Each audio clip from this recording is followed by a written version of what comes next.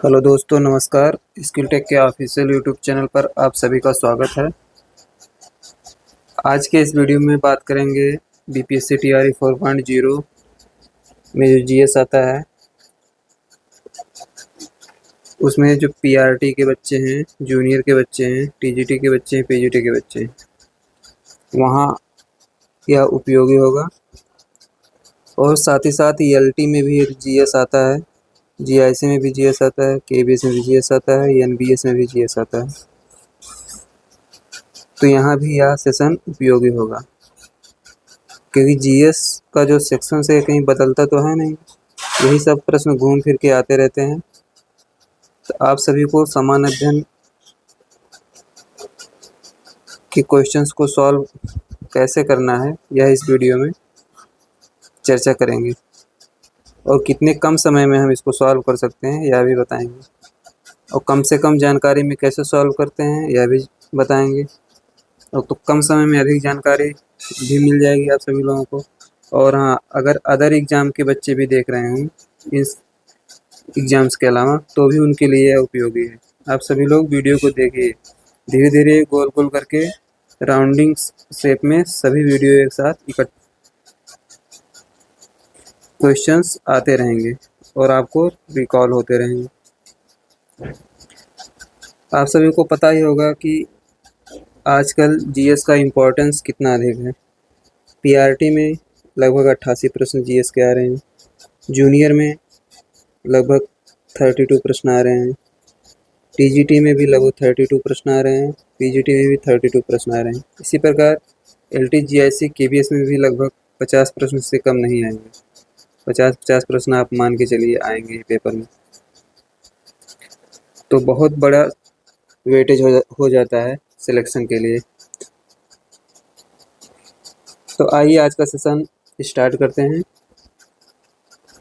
और हाँ, session start करने से पहले एक और सूचना है कि हमने इससे पहले अफ्रीका कॉन्टिनेंट से संबंधित जितने एमसीक्यू बन सकते हैं एनसीईआरटी या एससीईआरटी से, सभी को करवा दिया है इसी चैनल पर। और साथ ही साथ दक्षिण अमेरिका और ऑस्ट्रेलिया व अंटार्कटिका, जिन भी बच्चों ने यह सेशन नहीं देखा है अवश्य देखिए, आपको मैपिंग से संबंधित चीज़ें क्लियर हो जाएंगी। थोड़ा बहुत कन्फ्यूजन होगा, इसमें सब एनसीईआरटी बुक से ही उठा के प्रश्न करवाया गया है। तो आइए सेशन स्टार्ट करते हैं। पहला ऑप्शन इसमें दिया गया है, टफ किससे संबंधित है। ऑप्शंस यहाँ दिए गए हैं, ज्वालामुखी राख पहला ऑप्शन दिया गया है, तलछटी परत दूसरा ऑप्शन दिया गया है, बहते पानी द्वारा परिवहन तीसरा ऑप्शन दिया गया है, उपरोक्त में से एक से अधिक चौथा ऑप्शन दिया गया, उपरोक्त इनमें से कोई नहीं पांचवा ऑप्शन दिया गया। तो इस प्रश्न का राइट जवाब हो जाएगा ज्वालामुखी राख। ज्वालामुखी राख से ही टफ निकलते हैं। टफ, इसी को बम या लैपली भी बोला जाता है, इसी को बम या लैपली भी बोला जाता है। सॉरी, बम लैपली अलग चीज होती है, टफ अलग चीज है। अगर ज्वालामुखी क्रिया में लैपली भी निकलता है, लैपली भी निकलता है, अगर लैपली भी आ जाएगा तब भी आपको ज्वालामुखी राख ही मारना है, टिक करना। तलछटी परत कोई मतलब नहीं, बात है अभी परिवहन द्वारा, इसका भी कोई मतलब नहीं, उपरोक्त में से एक से अधिक होगा ही नहीं, इनमें से कोई नहीं है भी नहीं होगा।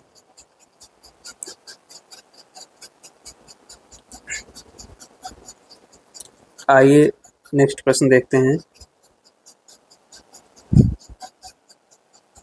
सूची 1 को सूची 2 से सम्मिलित करें और नीचे दिए गए कोट के सही उत्तर का चुनाव कीजिए। सही उत्तर इसमें चुनना है हमें। तो सही उत्तर के लिए आप सभी लोग देखेंगे सूची 1 में दिया गया है फोहन, चिनूक, मिस्ट्रल, घाटी की हवा। सूची 2 में दैनिक पवन, ठंडी स्थानीय हवा, बर्फ खाने वाली हवा, गर्म स्थानीय हवा। तो इस प्रश्न में जो दिया गया है,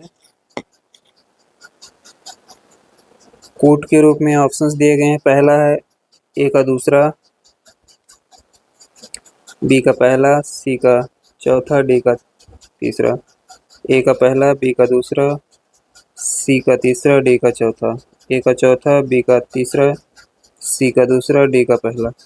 उपरोक्त में से एक से अधिक, उपरोक्त में से कोई नहीं। इस प्रश्न का राइट जवाब हो जाएगा, जैसे जो चिनूक होती है इसे हिमवच्छी पवन भी कहते हैं, तो बर्फ को खाने वाली, इसमें हो जाएगा ये। घाटी की हवा, समीर हवा, दैनिक पवन होती हैं, चलती रहती हैं।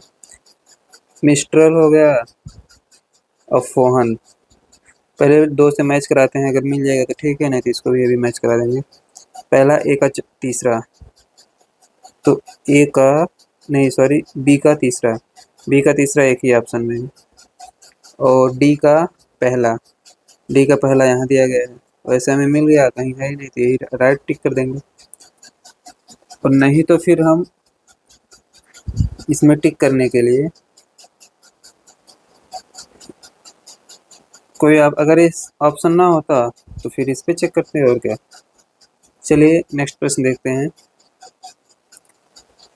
बाल्टोरो ग्लेशियर कहाँ स्थित है? ऑप्शन यहाँ दिए गए हैं, जास्कर, काराकोरम, पीर पंजाल। उपरोक्त में से एक से अधिक, उपरोक्त में से कोई नहीं।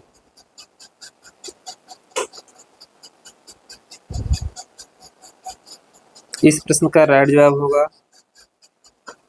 काराकोरम, बाल्टोरो ग्लेशियर।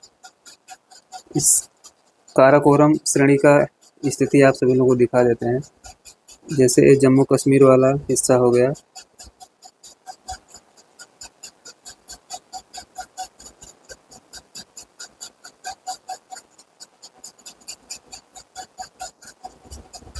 ये कुछ इस तरीके से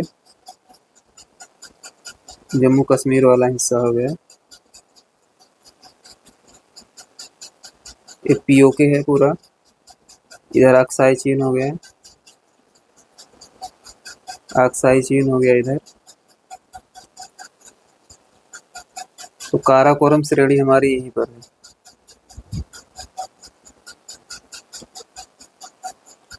तो यहाँ बाल्टोरे ग्लेशियर मिलता है, गिलगित बाल्टिस्तान पीओके में।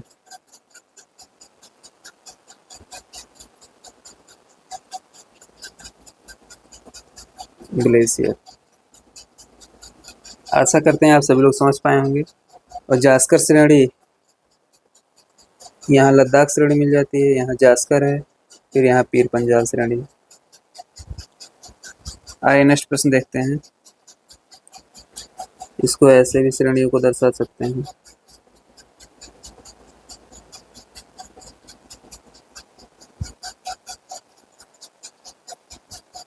केंद्रीय उच्चभूमि के बारे में निम्नलिखित में से कौन सा कथन सही है? ऑप्शन यहाँ दिए गए हैं।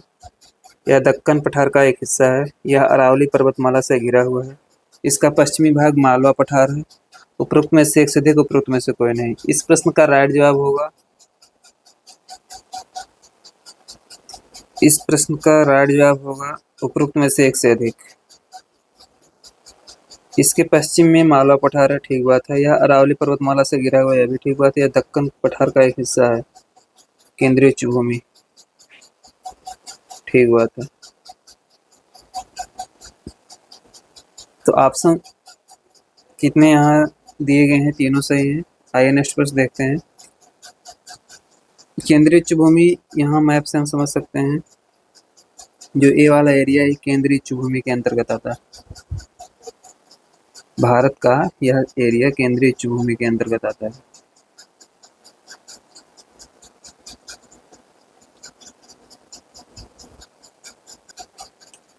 आइए नेक्स्ट प्रश्न देखते हैं। निम्नलिखित में से कौन सी उथली झील है? उथली झील पूछा इसमें। पहला ऑप्शन दिया गया है यूट्रोफिक झील, ओलिगोट्रोपिक झील दूसरा ऑप्शन दिया गया है, खारी झील तीसरा ऑप्शन दिया गया है, उपरोक्त में से एक से अधिक चौथा ऑप्शन दिया गया है, उपरोक्त में से कोई नहीं पांचवा ऑप्शन दिया गया है। तो इस प्रश्न का राइट जवाब हो जाएगा उपरोक्त में से एक से अधिक। उथली हुई झील में तीनों शामिल हैं। आइए नेक्स्ट प्रश्न देखते हैं। निम्नलिखित में से कौन सा बायोम चैपरल के नाम से जाना जाता है? चैपरल। ऑप्शन यहाँ दिए गए हैं। पहला टैगा, दूसरा ऑप्शन भूमध्य सागरीय झाड़ी वन, उष्णकटिबंधीय सवाना वन तीसरा ऑप्शन दिया गया है, उपरोक्त में से एक से अधिक चौथा ऑप्शन दिया गया है, इनमें से कोई नहीं पांचवा ऑप्शन दिया गया है।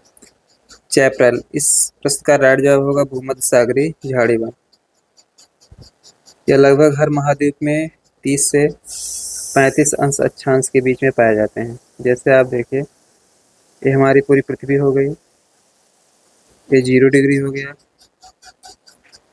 यहाँ हमारा 30 डिग्री मान लीजिए, और यहाँ पे हमारा 35 डिग्री मान लीजिए। इसी प्रकार यहाँ पर 30 डिग्री और यहाँ पर 35 डिग्री।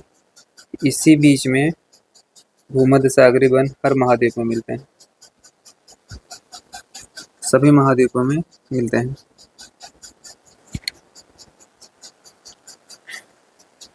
तो इधर से एक देशांतर रेखा है, इसे अक्षांश रेखा कहते हैं, इसे देशांतर रेखा बोलते हैं। 0 डिग्री और यहाँ इनका मिलान बिंदु है गिनी के खाड़े में। आइए नेक्स्ट प्रश्न देखते हैं। और इस प्रश्न भूमध्य सागरीय झाड़ी वन और भूमध्य सागरीय जलवायु के बारे में हमने पूर्व वीडियो में बहुत अच्छे से क्लियर किया है, आप सभी लोग जाकर वीडियो देख सकते हैं। आइए नेक्स्ट प्रश्न देखते हैं। 1857 के विद्रोह के दौरान नाना साहब ने स्वयं को मुगल सम्राट का घोषित कर दिया। पेशवा, वजीर, नायब डिप्टी, उपरोक्त में से एक से अधिक, उपरोक्त में से कोई नहीं। इस प्रश्न का राइट जवाब होगा पेशवा, बाजीराव पेशवा। आइए नेक्स्ट प्रश्न देखते हैं। लेफ्टिनेंट आयस्ट को गलती से किसने मार दिया था? मदनलाल ढींगरा पहला ऑप्शन दिया गया है, खुदीराम बोस और प्रफुल्ल चाकी दूसरा ऑप्शन दिया गया है, दामोदर और बालकृष्णन तीसरा ऑप्शन दिया गया है, उपरोक्त में से एक से अधिक चौथा ऑप्शन दिया गया है, उपरोक्त इनमें से कोई नहीं पांचवा ऑप्शन दिया गया है। इस प्रश्न का जो राइट जवाब होगा वह होगा दामोदर और बालकृष्णन, दामोदर और बालकृष्णन। आइए नेक्स्ट प्रश्न देखते हैं। किस मुस्लिम स्वतंत्रता सेनानी को एकजुटता और एकता दिखाने के लिए स्वर्ण मंदिर की चाबियां दी गई थी? पहला ऑप्शन दिया गया है सैफुद्दीन किचलू, दूसरा ऑप्शन बदरुद्दीन तैयब जी, तीसरा ऑप्शन हकीम अजमल, चौथा ऑप्शन उपरोक्त में से एक से अधिक, पांचवा ऑप्शन इनमें से कोई नहीं। इस प्रश्न का राइट जवाब होगा सैफुद्दीन किचलू।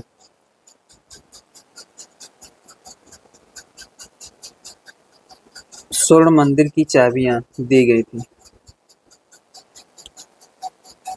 तो ये दिखाता है कि स्वतंत्रता सेनानी को दी गई थी एक मुस्लिम एकजुटता को दिखाने, तो हिंदू मुस्लिम एकता, हिंदू मुस्लिम एकता, या यहाँ सिख भी लिख सकते हैं, कितनी ज्यादा थी उस टाइम पे। आइए नेक्स्ट प्रश्न देखते हैं। बदरुद्दीन तैयब के बारे में बहुत ज़्यादा प्रश्न पूछा जाता है, इनके बारे में आप सब लोग याद रखिएगा। भारतीय राष्ट्रीय कांग्रेस के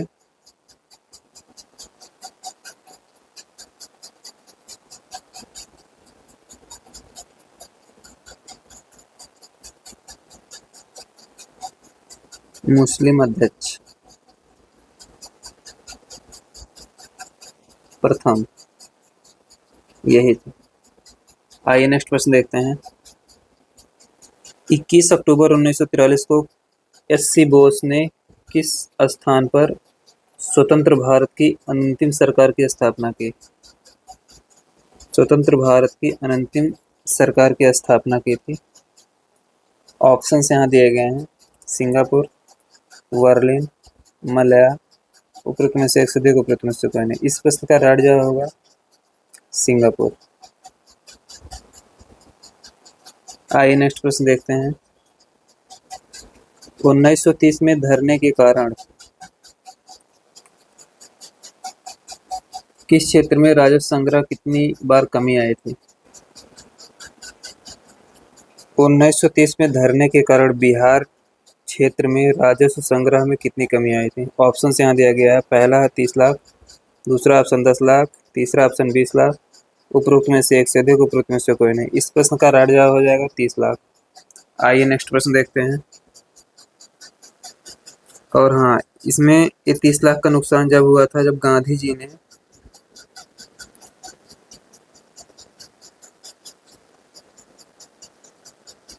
नमक कर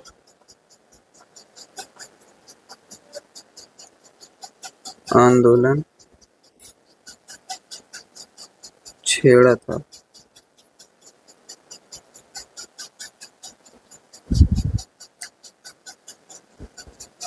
दक्षिण अफ्रीका में महात्मा गांधी किस स्थान से श्रमिक मार्च का नेतृत्व कर रहे थे? न्यू साइकिल से डरबन, पहला ऑप्शन दिया गया है। न्यू साइकिल से ट्रांसवाल, दूसरा ऑप्शन दिया गया है। डरबन से ट्रांसवाल, तीसरा ऑप्शन दिया गया। उपरोक्त में से एक से अधिक, चौथा ऑप्शन दिया गया। उपरोक्त में से कोई नहीं, पांचवा ऑप्शन दिया गया। इस प्रश्न का राइट जवाब हो जाएगा महात्मा गांधी न्यू साइकिल से डरबन, सॉरी न्यू साइकिल से ट्रांसवाल, दूसरा ऑप्शन करेक्ट है। आइए नेक्स्ट प्रश्न देखते हैं। 1859 के भारतीय उत्प्रवास अधिनियम में यह प्रावधान था कि बागान मजदूरों को बिना अनुमति के जंगल छोड़ने की अनुमति नहीं थी। पहला ऑप्शन दिया गया है। बागान मजदूरों को शादी करने की अनुमति नहीं थी। दूसरा ऑप्शन दिया गया है। बागान मजदूरों को बिना अनुमति के चाय बागान छोड़ने की अनुमति नहीं थी। तीसरा ऑप्शन दिया गया। उपरोक्त में से एक से अधिक, चौथा ऑप्शन दिया। उपरोक्त में से कोई नहीं, पांचवा ऑप्शन दिया गया। इस प्रश्न का राइट जवाब हो जाएगा तीसरा ऑप्शन, बागान मजदूरों को बिना अनुमति के चाय बागान छोड़ने की अनुमति नहीं थी। आइए नेक्स्ट प्रश्न देखते हैं। अब किसी क्वेश्चन में पूछ लेगा भारतीय उत्प्रवास अधिनियम किस वर्ष आया था? 1859 में आया था। तो आप सभी लोग ऐसे याद रखिए चीज़ों को। एक प्रश्न तो यहीं बन जाएगा आपको, और एक प्रश्न दोनों को मर्ज करके तीसरा ऑप्शन यहाँ बना दिया है। अगर आपको पूरी कहानी पती है भारतीय उत्प्रवास अधिनियम, जब अंग्रेजों का शासन आप लोग पढ़ेंगे तो आप ऑटोमेटिक इस प्रश्न को तीनों चीज़ें वहीं इकट्ठा ही देख लेंगे। इससे आपका काम बहुत आसान हो जाएगा। आइए नेक्स्ट प्रश्न देखते हैं। देहरादून में इंपीरियल वन अनुसंधान संस्थान की स्थापना किस वर्ष की गई थी? 1960, 1906, 1904, 1905, उपरोक्त में से एक से अधिक, उपरोक्त में से कोई नहीं। इस प्रश्न का राइट जवाब होगा 1906 में। अब देहरादून इंपीरियल वन अनुसंधान संस्थान की स्थापना का वर्ष पूछ लिया गया है इसमें, 1906 में। आइए नेक्स्ट प्रश्न देखते हैं। 1905 का भी डेट आप सभी लोगों को याद रखना चाहिए। बंगाल विभाजन, बंगाल विभाजन बहुत इंपॉर्टेंट है, बहुत बार पूछा जाता है। भू-स्थैतिक उपग्रह की अनुमानित ऊंचाई कितनी होती है? 3500 किलोमीटर, 981 किलोमीटर, 1500 किलोमीटर, उपरोक्त में से एक से अधिक, उपरोक्त इनमें से कोई नहीं। इस प्रश्न का राइट जवाब होगा 3500 किलोमीटर भू-स्थैतिक उपग्रह। फिजिक्स का यह प्रश्न है। आइए नेक्स्ट प्रश्न देखते हैं। निम्नलिखित में से कौन, फिजिक्स बोले तो साइंस, बहुत बच्चे जो आर्ट वाले होंगे उन्हें समझने में थोड़ा दिक्कत होगी। ये साइंस में जो फिजिक्स टॉपिक होता है उसी से है। निम्नलिखित में से कौन सा शब्द किसी परिपथ में विद्युत शक्ति का प्रतिनिधित्व नहीं करता? विद्युत शक्ति का प्रतिनिधित्व नहीं करता। ऑप्शन यहाँ दिए गए हैं। VI नहीं पूछा है, इसको हमें गोला कर लेना है या अंडरलाइन कर लेना है। I square R, I R square, उपरोक्त में से एक से अधिक, उपरोक्त में से कोई नहीं। इस प्रश्न का राइट जवाब होगा आई आर स्क्वायर। आइए नेक्स्ट प्रश्न देखते हैं। साबुन उद्योग में पाए जाने वाले उपोत्पाद है। कास्टिक सोडा पहला ऑप्शन दिया गया है, ग्लिसरॉल दूसरा ऑप्शन दिया गया है, नेफ्थलीन तीसरा ऑप्शन दिया गया है, उपरोक्त में से एक से अधिक चौथा ऑप्शन दिया गया है, इनमें से कोई नहीं पांचवा ऑप्शन दिया गया है। इस प्रश्न का राइट जवाब होगा ग्लिसरॉल। आइए नेक्स्ट प्रश्न देखते हैं। फ्लोरेंस ट्यूब में सबसे अधिक प्रयुक्त होने वाला पदार्थ कौन सा है? फ्लोरेंस ट्यूब में प्रयुक्त होने वाला सब पदार्थ कौन सा है? ऑप्शन से यहाँ दिया गया सोडियम ऑक्साइड तथा आर्गन पहला ऑप्शन है, सोडियम वाष्प और नियान दूसरा ऑप्शन दिया गया, पारद वाष्प और आर्गन तीसरा ऑप्शन दिया गया, उपरोक्त में से एक से अधिक चौथा ऑप्शन दिया, उपरोक्त में से कोई नहीं पांचवा ऑप्शन दिया गया। इस प्रश्न का राइट जवाब होगा पारद वाष्प और आर्गन। आइए नेक्स्ट प्रश्न देखते हैं। रक्त किस द्रव माध्यम से बना होता है? प्लाज्मा पहला ऑप्शन है, लसिका दूसरा ऑप्शन है, पट्टिकाणु प्लेटलेट्स तीसरा ऑप्शन दिया गया, उपरोक्त में से एक से अधिक चौथा है, इनमें से कोई नहीं पांचवा है। इस प्रश्न का राइट जवाब हो जाएगा प्लाज्मा। आइए नेक्स्ट प्रश्न देखते हैं। पाचन के बाद प्रोटीन किस में परिवर्तित हो जाते हैं? ऑप्शन यहाँ दिए गए हैं। पहला ऑप्शन स्टार्च है, दूसरा ऑप्शन कार्बोहाइड्रेट्स है, तीसरा अमीनो अम्ल है, चौथा उपरोक्त में से एक से अधिक है, पांचवा इनमें से कोई नहीं। तो प्रोटीन अमीनो अम्ल में परिवर्तित होगा। यह प्रश्न ऑप्शन 3 इसमें सही है। आइए नेक्स्ट प्रश्न देखते हैं। क्लोरीन रासायनिक अभिक्रिया के कारण वायुमंडल में क्लोरोफ्लोरोकार्बन CFC से मुक्त होने पर निम्नलिखित में से कौन सा नष्ट हो जाता है? ओजोन अणु पहला ऑप्शन दिया गया, हीलियम अणु दूसरा ऑप्शन दिया गया, बीटा अणु तीसरा ऑप्शन दिया गया है, उपरोक्त में से एक से अधिक चौथा ऑप्शन दिया गया, उपरोक्त में से कोई नहीं पांचवा ऑप्शन दिया गया। इस प्रश्न का राइट जवाब हो जाएगा ओजोन अणु। आइए नेक्स्ट प्रश्न देखते हैं। सभी प्रश्न PYP पेपर से ही उठाए गए हैं, जो प्रीवियस ईयर पेपर हुए हैं।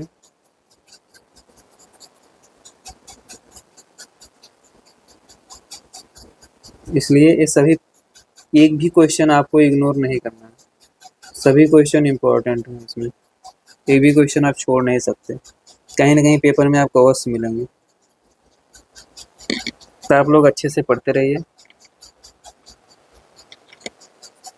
आइए नेक्स्ट प्रश्न देखते हैं। एक पारिस्थितिकी तंत्र में जीवाणु होते हैं। पहला ऑप्शन यहाँ दिया गया अपघटक, दूसरा ऑप्शन द्वितीयक उपभोक्ता, तीसरा उत्पादक, उपरोक्त में से एक से अधिक, उपरोक्त में से कोई नहीं।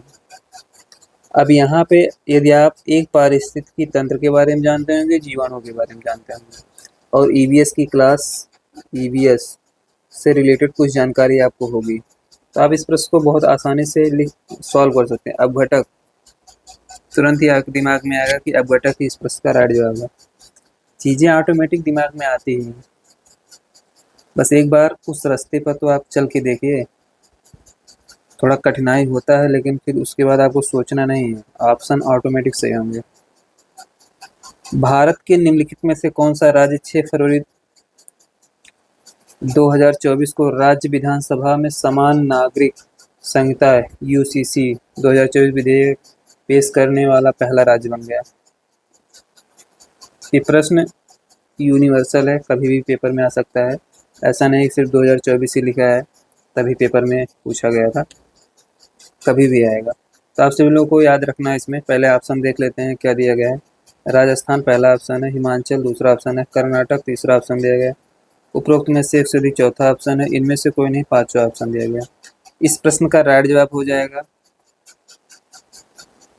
उपरोक्त में से इनमें से कोई नहीं, क्योंकि ये तीनों गलत दिए हैं। यहाँ पे उत्तराखंड अगर राज्य दिया होता तो इस प्रश्न का यह राइट जवाब होता। स्वतंत्रता के बाद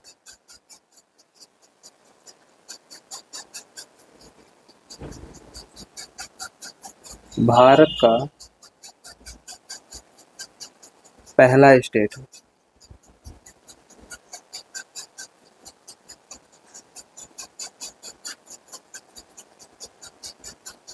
जिसने यूसीसी कानून लागू किया। ये आपको याद रखना है, आपको गोवा टिक नहीं करना है, क्योंकि गोवा आज़ादी के पहले ही यहाँ पर लग गया था, पहले ही लग गया था यहाँ पर यूसीसी कानून। अगर स्वतंत्रता की बात पूछता है तो पहला राज्य तो आपको उत्तराखंड ही लगाना है। आइए नेक्स्ट प्रश्न देखते हैं। हाल ही में भारत के औषधि नियामक द्वारा अनुमोदित CAR-T सेल थेरेपी एक अग्रणी उपचार है जो आनुवंशिक रूप से रोगी की प्रतिरक्षा प्रणाली को किस रोग से लड़ने के लिए प्रोग्राम करते हैं। ऑप्शंस यहाँ दिए गए हैं: अल्जाइमर, एड्स, कैंसर, उपरोक्त में से एक से अधिक, उपरोक्त इनमें से कोई नहीं।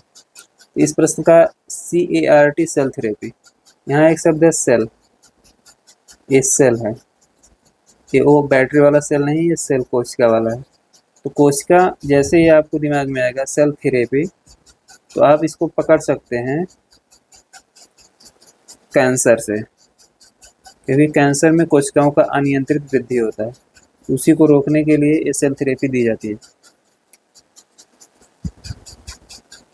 इस CAR-T सेल थेरेपी। आइए नेक्स्ट प्रश्न देखते हैं।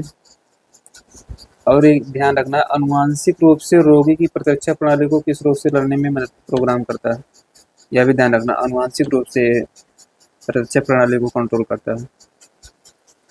बिहार सरकार द्वारा मिशन दक्ष की शुरुआत की गई थी। ऑप्शंस दिए गए हैं यहाँ पर। शैक्षणिक रूप से कमजोर बच्चों के लिए पहला ऑप्शन दिया गया है, छोटे कारीगर के लिए दूसरा ऑप्शन दिया गया है, खेतों में काम करने वालों के लिए तीसरा ऑप्शन दिया गया है, उपरोक्त में से एक से अधिक चौथा ऑप्शन दिया गया, इनमें से कोई नहीं पांचवा ऑप्शन दिया गया। इस प्रश्न का राइट जवाब होगा शैक्षिक रूप से कमजोर बच्चों के लिए मिशन दक्ष कार्यक्रम शुरू किया गया। आइए नेक्स्ट प्रश्न देखते हैं। पेपर में भी आपको ऐसे ही सॉल्व करना है, पहले आपको पढ़ना है अच्छे से।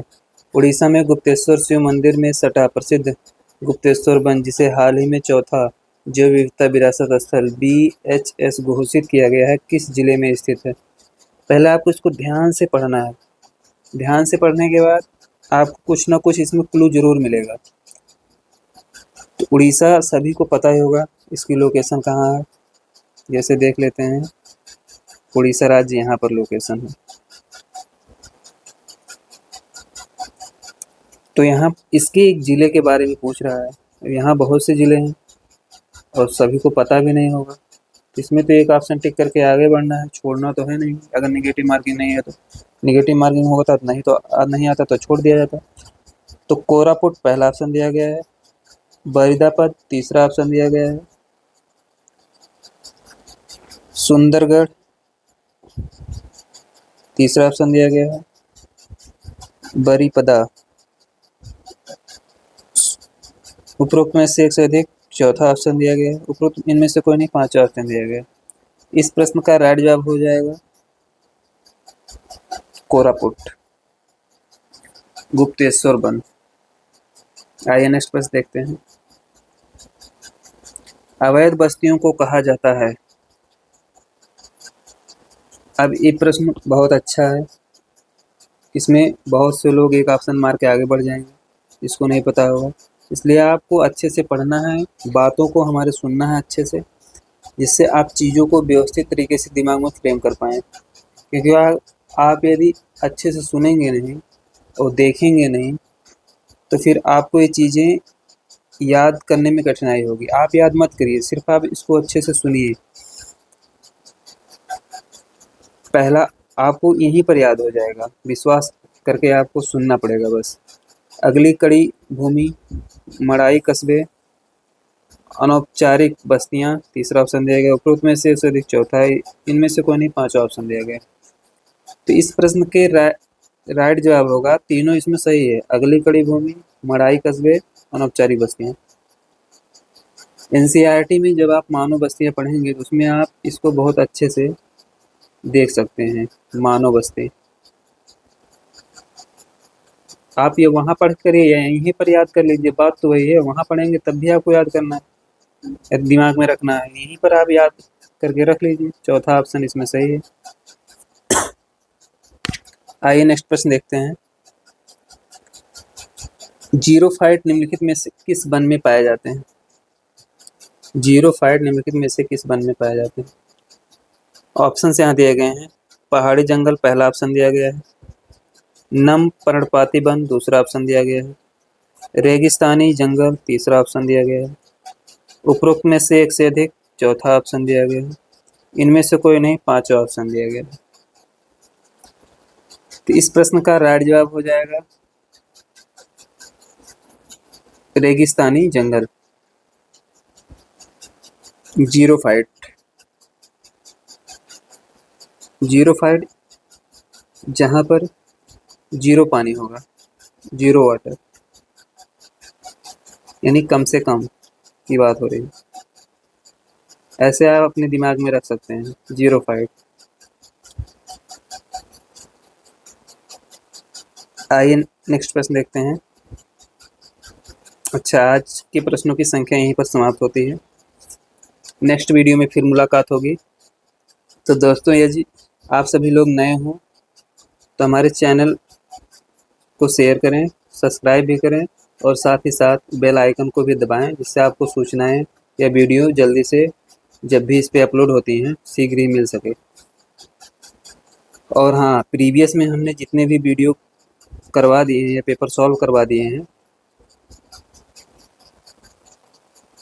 आप सभी लोग उसे अवश्य ही देखिए, क्योंकि यदि उस वीडियो को आप देखेंगे तो आपको बहुत से प्रश्न बहुत अच्छे अच्छे उसमें करवाए गए हैं क्वेश्चंस, तो आप उसे देखिए। इसको मैं इतना फोर्स इसलिए कर रहा हूँ क्योंकि आपको इससे बहुत बेनिफिट मिलने वाला था इसमें जब पेपर हॉल में बैठेंगे। क्योंकि पेपर हॉल में आपको अभी दिखा देते हैं, कुछ नहीं लिखा रहता, आप कितना भी पढ़ लेंगे थ्योरी, आप सभी लोगों को ये चीज़ें ही दिखेंगी। जैसे आपको बस यही शब्दों के सहारे ही पेपर को सॉल्व करना रहता है, प्लस आपकी जो जानकारी रहती है उसके सहारे। तो आप इसमें से ऐसे पढ़ेंगे, जीरोफाइट्स निम्नलिखित में से किस प्रकार के वन में पाए जाते हैं? पहाड़ी जंगल, नम पर्णपाती वन, रेगिस्तानी जंगल, उपरोक्त में से देखो इनमें से कोई नहीं। तुरंत आपके दिमाग में ये चलना चाहिए रेगिस्तानी जंगल। यह तभी होगा जब आप इन प्रश्नों को पढ़ के अपने माइंड फ्रेम करे रहेंगे, ऑप्शंस को देखेंगे, क्वेश्चंस को सॉल्व करेंगे, तभी हो पाएगा ये, नहीं तो नहीं हो पाएगा। आप कितना भी थ्योरी पढ़ लेंगे, आप पेपर में फेल मार जाएंगे। इसलिए आपको एमसीक्यू सॉल्व करना है जितना भी हो सके, और कोशिश करिए कि आप मिक्स्ड लगाइए। मिक्स्ड लगाएंगे तो आपका चारों तरफ दिमाग, चारों ओर आपका दिमाग दौड़ेगा। चैप्टर तो आप पढ़ते ही होंगे, चैप्टर आप कंप्लीट पढ़िए प्लस मिक्स्ड क्वेश्चन लगाइए, आपका काम हो जाएगा। इतने से ज़्यादा टेंशन लेने की ज़रूरत नहीं है। अगर आपके पास बहुत ज़्यादा टाइम है, अगर आप न्यू कैंडिडेट हैं, तो आप चैप्टर पढ़िए, फिर उसके एमसीक्यू करिए, चैप्टर वाइज एमसीक्यू करिए, फिर लास्ट में मिक्स्ड कर लीजिएगा। लेकिन एक लंबा प्रोसेस है। अगर आपके पास टाइम कम है, ये सबसे बेस्ट तरीका है। थ्योरी पढ़िए, मिक्स्ड एमसीक्यू लगाइए और फिर आप पेपर में सीधी एंट्री मारिए।